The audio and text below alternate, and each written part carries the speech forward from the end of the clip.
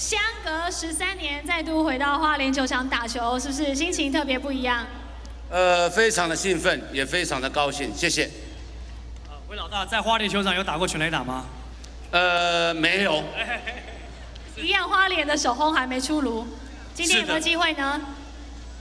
用力看看。好的，我们今天就是帮你跟东哥圆梦的机会，我们辉老大 ，Go！ 欢迎我们辉哥万人迷王光辉。在他的职业生涯当中，一共挥出了91发的全垒打。过去也曾经参与到中信当时是兄弟象队第1次的3连霸。一样喂球的投手是3名国中的陈世佳选手。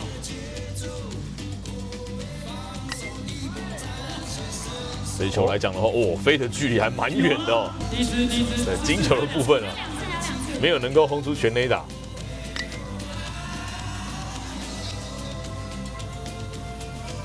第二支，魏老大花莲的首轰第2号出现了，金球。哇！